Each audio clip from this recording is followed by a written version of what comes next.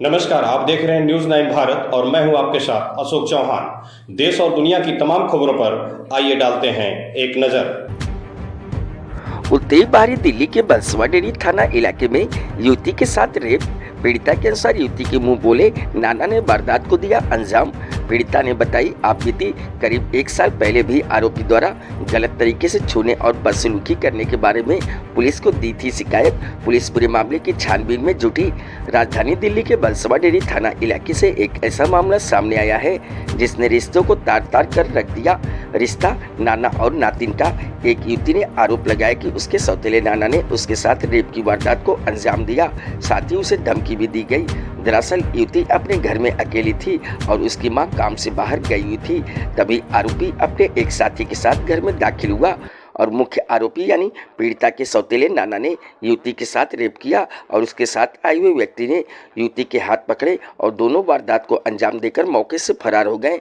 जब शाम करीब 7 बजे पीड़िता की मां घर लौटी तो पीड़िता ने आपबीती अपनी मां को बताई, जिसके बाद परिवार में महिला आयोग में शिकायत दी और आखिरकार मामला बंसवा डेरी थाने तक पहुंचा, जहां कई घंटों के बाद पीड़िता के बयान तक दर्ज नहीं किया जाता, जिस पर पीड़ित परिवार और मौके पर पहुंची समाज सेवी संस्था के कार्यकर्ताओं ने पुलिस पर लचर रवैया अपनाने का आरोप लगाया। फिलहाल बांसवाड़ा की थाना पुलिस की महिला अधिकारी यूपी का बयान दर्ज कर मेडिकल कराकर पूरी मामले की कार्रवाई में जुटी हुई हैं और दावा किया जा रहा है कि जल्दी आरोपियों को भी पकड़ लिया जाएगा। लेकिन इस तरीके की वारदात राजधानी दिल्ली में महिला सुरक्षा के दावों की पोल जरूर खोल रही है। दिल्ली से न्यूज 9 भारत के लिए संजय सिंह की रिपोर्ट। क्या है पूरा मामला? देखिए, मुस्कान है और मैं इनको नहीं जानती, लेकिन एनजीओ के थ्रू ये लोग हमारे पास पहले भी आए थे और इन्होंने बताया था कि इस तरह इन्हें कोई परेशान करता है। तो जो हमारी एक मोरल ड्यूटी होती है कि आप सीधा पुलिस के पास जाइए, पुलिस को एप्लीकेशंस लगाइए। तो इन्होंने बताया कि हम कई बार पुलिस के पास जा चुके हैं लेकिन पुलिस कोई कार्रवाई नहीं करती है उस पर। उसके बाद हमने खुद जाके, हमारी पूरी टीम ने खुद जाकर इनसे एप्लीकेशंस लिखवाई और डीसीपी ऑफिस में भी जमा कराई, यहाँ पे भी कराई। उसके बाद मुस्कान आपके कोई आया था कभी? कोई फोन आया था, उसके बाद मैंने बोला मैं दोबारा। उसके बाद थोड़ा सा जिस व्यक्ति से परेशान थी थोड़े दिन के लिए वो चुप हो गया। उसके बाद अभी इनका हमारे पास कॉल आया कि इस तरह रोते रोते कि भी हम लोग मेरे साथ 2 जनों ने किया है, मेरे साथ 2 जनों ने रेप किया है। तो हम लोग बहुत दूर से आ रहे हैं, दूसरे मैटर को देख रहे थे, लेकिन हम वहाँ से छोड़ के फिर सीधा यहाँ पहुँचे। तो इन सब चीज़ों में जो एक बात है कॉमन कि पुलिस वैसे इतने अवेयरनेस के प्रोग्राम चला रही है। पुलिस के जो आला अधिकारी हैं, बड़े अधिकारी हैं, वो इतने अच्छे अच्छे प्रोग्राम्स लेके आ रहे हैं लोगों को, कहीं ना कहीं पुलिस और पब्लिक कम्युनिटी को भी लेकर, और अच्छे से अच्छा बच्चों को चाह रहे हैं कि स्किल के प्रोग्राम। उसके बाद अगर इस तरह की चीजें उनकी नॉलेज में रहती हैं तो उस पर स्ट्रिक्टली एक्शन क्यों नहीं होता? क्या कानून बनाने के लिए है सिर्फ कि उसको फॉलो अप करने के लिए नहीं है, चुप करा दिया जाता है? तो ये मतलब कब तक ये जो चीजें हैं कंटिन्यू होती रहेंगी? अगर इस पे उसी टाइम कोई एक्शन लिया गया होता तो क्या इस बच्ची के साथ आज 2 जने रेप करते? इसकी जिम्मेदारी कौन लेगा? क्या पुलिस इसकी जिम्मेदारी लेगी या समाज इसकी जिम्मेदारी कौन लेगा, बताइए? बाकी इनका कहना है कि पुलिस ने उस टाइम दबाव देकर कंप्रोमाइज करा दिया था। अब वो तो देखिए आपके सामने ही खड़े हैं, जो पीड़ित हैं वही आपको ज़्यादा सही बता सकते हैं कि क्या रहा। लेकिन ये ज़रूर है कि एप्लीकेशंस के बाद भी हमने काफ़ी कॉल भी किए, आला अधिकारियों ने इस टाइम फ़ोन नहीं उठाए थे, मिलते नहीं है, टाइम नहीं देते। और उसके बाद अच्छा, अभी पुलिस के पास यहाँ काफ़ी देर से बैठे हैं, 5 बजे से लेके अभी तक पुलिस कोई कार्रवाई नहीं कर रहा है। आखिर क्या रीजन है कि पुलिस इस मामले को कार्रवाई नहीं कर पा रहे? देखिए, मैं वही आपको कह रही हूँ कि पुलिस अगर इतने दिन पहले ही इन चीज़ों को इन पे फोकस कर लेती। एक लड़की खुद बता रही है कि मेरे साथ ये हो सकता है, मुझे ऐसी धमकियाँ मिल रही हैं, आपने शायद प्रूफ भी दिया था उस टाइम, लेकिन उसके बावजूद भी आप देखिए कि छोड़ दिया जाता है या चीज़ों को कंटिन्यू किया ही नहीं जाता है, उसको फॉलोअप ही नहीं किया जाता। केसेस होते हैं और पड़े रहते हैं, लंबे खिंचते हैं, कभी कोर्ट में और कभी थानों में। तो ये हादसा आपके सामने ही है। जिस लड़की के साथ 2 जनों ने रेप किया हो, उसकी मानसिक स्थिति क्या होगी आगे के लिए? क्या वो किस पे भरोसा कर पाएगी? पुलिस ऐसा एक मतलब कहते हैं ना कि एक पड़ोस में झगड़ा होता है तो एक पुलिस पे उम्मीद होती है, ठीक है? कोई डर लगता है ना लोगों को, उसमें भी एक पुलिस से उम्मीद होती है। एक मतलब जानवर का बच्चा भी आ जाता है तो उसमें भी पुलिस से उम्मीद होती है।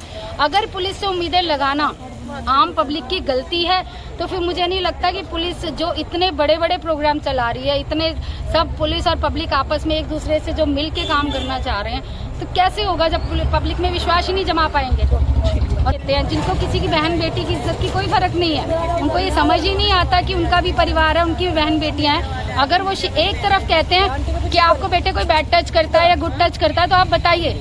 यही कहा जाता है, पुलिस अगर अपने जितने भी अवेयरनेस के प्रोग्राम है यही सिखाती है। छोटे छोटे बच्चों को आप लोग अवेयर कर रहे हैं और एक बच्चा आपको बता रहा है कि व्यक्ति मेरे साथ ऐसा करता है, करना चाहता है, तो कुछ है आप उस पर कुछ भी नहीं कर पाते। तो कहीं ना कहीं देखा जाएगा पुलिस इस मामले में लचर रवैया है कि जो पुलिस इस मामले पे कार्रवाई नहीं करते हुए नजर आ रहे हैं। आप ये देखिए ना कि कार्रवाई जब नहीं हुई होती तो आज 2 जने क्या इतनी हिम्मत होती कि इसका रेप कर जाते। ये जितना क्राइम को रोकने की कोशिश की जा रही है, जितना क्राइम के लिए जितना दिल्ली पुलिस कह लीजिए और आम पब्लिक मिलकर काम करने लग गए हैं, उतना ही क्राइम बढ़ता जा रहा है। क्यों? क्योंकि काम तो होते हैं, पुलिस चोर को पकड़ के तो लाती है, अगले दिन उसकी जमानत हो जाती है, तो उसे डर कैसे रहेगा। रेपिस्ट है, उनको जमानत मिल जाती है, तो डर कैसे रहेगा। ये जो डर है ना, ये चीज़ खत्म हो चुकी है क्योंकि फ्रेंडली है। पूरा मामला बताएं। सर 1 साल 1.5 साल पहले भी इस आदमी ने इसके साथ यही हरकत करी। मेरा सौतेला बाप है, पहले मेरे पे ये नजर रखता था गंदी। अगर जब मैं इसकी काबू में नहीं आई तो इसको हमेशा ले जाता था अपने साथ में, ये काम है वो काम है, लड़की अच्छी पढ़ने में, ये वो करके बोलता था। मैंने कहा चलो कोई बात नहीं, ले जाओ, अब इसके साथ थोड़ा ना कुछ करेंगे। मैंने ये सोच कि इसने पहली बार जब उसने इसके साथ कार में बदतमीजी करी तो इसने मुझे नहीं बताया। एक बार जब हमें अपना मक प्लॉट पे आए थे, उसके बाद इसको हाथ खींच के और घर में ले जा रहा था। जबरदस्ती इसके करने के लिए इसकी चोट भी लगी थी। उस टाइम मेडिकल भी नहीं करवाया है पुलिस वालों ने, हमने कॉल करी थी सर, और फिर राजीनामा हमें दिलवा दिया डरा धमका के यहाँ पे पुलिस वालों ने। कौन डरवा धमकाया पुलिस वाला, नाम बताया? सर मुझे नाम तो याद नहीं, 1.5 साल पुरानी बात है ये। और सर ये अमरीश ने भी धमकी दी कि कुछ बोलोगे तो मेरे खिलाफ कार्रवाई करोगे तो तुम्हारे बेटे को जान से मार देंगे, तेरे पति को तो मैंने पहले ही फंसा रखा है। अमरीश है कौन? जी मेरा सौतेला बाप है वो। अच्छा, क्या करते हैं? उसकी वजह से ही मैं घर से भागी थी। काम क्या करते हैं आपके? सर वो काम करते हैं, पहले पुलिस में थे, वहाँ जेल में, तिहाड़ जेल में, अब सस्पेंड है, आज 20-22 साल से सस्पेंड है वो। जी अब फ्रॉडगिरी करते हैं वो और कोई काम नहीं करते। अच्छा जी। तो वो रहते कहाँ रहते हैं? जी वहीं 2 बीबी है, एक मेरी माँ से उसने शादी कर रखी है, एक इसकी बीबी जहांगीरपुरी में रहती है, जे ब्लॉक में। एक बीबी वहाँ है, तो वहाँ भी रहता है, यहाँ भी रहता है सर। अच्छा, तो पुलिस उन पे अभी कोई कार्रवाई करा? सर वो पुलिस वाला है, वो दबंगे थोड़ा, तो हमारी कोई मतलब पुलिस वाले हमारे यहाँ पे सुनते ही नहीं है, उल्टा हमें ही बोलते हैं, इसलिए हम थाने नहीं आना चाह रहे थे। इसलिए हमने महिला यहाँ पे फोन करा था, एम्बुलेंस आई थी तो पुलिस वाले ने वापसी भेज दिया कि हम तुम्हें थाने से भेजेंगे। ये घटना कब की है? सर आज की है सर। कितने बजे की है? सर 5 बजे के करीब की बात बता रही है ये। इसके पास फोन नहीं था, मैं इसका फोन लेके गई हुई थी। अच्छा, 5 बजे से लेके अभी थाने में आप इतनी देर से बैठे हो, क्या पुलिस अभी कोई कार्रवाई करा? सर 5 बजे पुलिस नहीं आई थी, 8 बजे आई थी पुलिस। हमने 5 बजे नहीं करा था, मैं खुद 7:30 बजे घर आई थी सर। तब इसने बताया मम्मी ऐसी ऐसी बात हो गई है। फिर मैंने सोनम को फोन करा। अच्छा, तो पुलिस कितनी देर में पहुंची थी? सर पुलिस आधा घंटा पौना घंटा लगा दिया था उन्होंने। अच्छा जी। तो अभी तक क्या मेडिकल हुआ कि? सर मेडिकल के लिए एम्बुलेंस आई थी, पुलिस वालों ने वापसी भेज दिया। हम आधे घंटे से थाने में बैठे हैं। अच्छा, थाने में बैठे हैं, पुलिस कोई कार्रवाई नहीं करने दी? जी अभी नहीं करी। ठीक। मेरा नाम शाइमा है। हाँ, पूरा तेज बोलिए। मेरा नाम शाइमा है, मुस्कान बोलते हैं मुझे प्यार से। मैं घर में अकेली थी। आज से 1 साल पहले भी आज मेरे साथ बलात्कार कर रहा है। वो आज से 1 साल पहले उन्होंने मेरे साथ छेड़छाड़ करने की कोशिश करी थी। मैंने 1 साल पहले अपनी रिपोर्ट लिखवाई थी थाने में, मेरी कोई सुनवाई नहीं हुई थी। थाने वालों ने हमें गाली बक के उल्टा सीधा बोल के 1 साल पहले हमारे से राजीनामे के लिए ज़बरदस्ती साइन करवा लिए थे। उसके हमारे पास कागज़ है। और क्या कहते हैं, आज क्या कहते हैं, शाम के टाइम 4-5 बजे के आसपास का टाइम हो रहा था। मैं घर में लेटी हुई थी, आराम कर रही थी। आराम करने के बाद 2 आदमी आए। वही आदमी आया, वो उसका नाम अमरीश है और उसके साथ राजा आया। और वो कह रहा था कि तेरी मम्मी कहाँ है। मैंने से पूछा तेरी मम्मी कहाँ है। मैंने कहा मेरी मम्मी तो है नहीं, अभी बाहर गई हुई है, तुम घर में कैसे घुस रहे हो। मैंने उनको चिल्लाने की कोशिश करी कि तुम घर में कैसे घुस रहे हो, क्या चक्कर है तुम्हारा, तुम घर में क्यों आ रहे हो। तो इतने में मेरा मुंह पकड़ लिया अमरीश ने और राजा ने।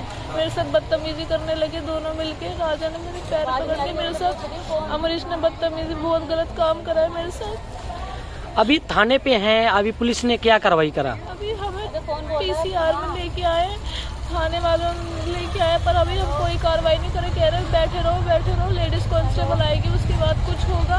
और एम्बुलेंस आई थी, इन्होंने एम्बुलेंस भी भेज दी है पुलिस वालों ने, कोई कार्रवाई नहीं हुई है हमारी। और 1 साल पहले भी इन्होंने हमें मार पीट के, हमें उल्टा सीधा बोल के और धमकाया था। अमरीश हमें धमकी देता है कि मैं पुलिस वाला हूँ, मैं कुछ भी कर दूंगा, तेरे भाई को झूठे केस में फंसा दूंगा। ये कौन बोलता है? अमरीश क्या करता है काम? अमरीश 20 साल पुराना सस्पेंड पुलिस वाला है, जेल में पुलिस वाला था वो।